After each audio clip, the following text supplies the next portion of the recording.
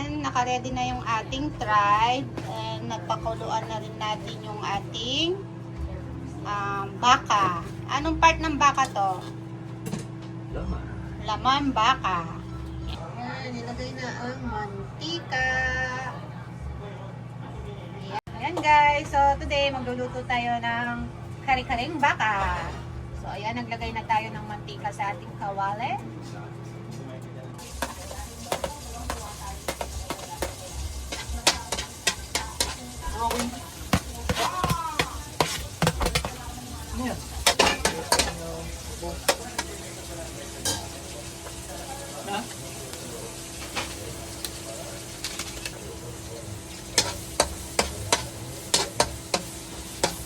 Nilagay na yung anato powder.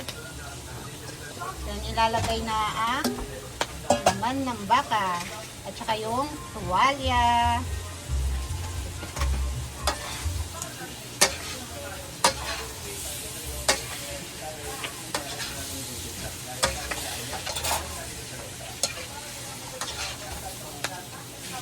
Then ilagay na yung pinagkuluan ng baka.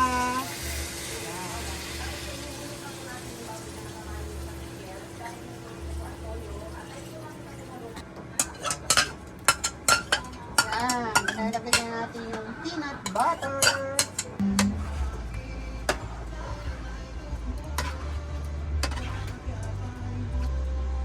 So kumukulo na, ilalagay na natin yung mga gulay.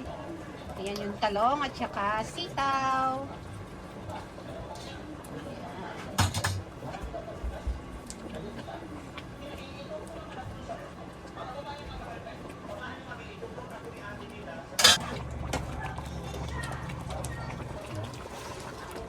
Ilalagay na natin yung yung bok choy.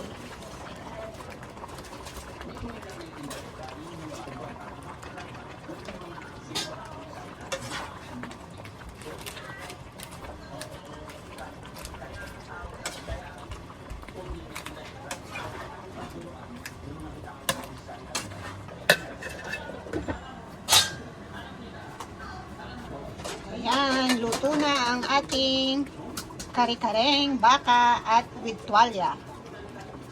Kare-kareng baka.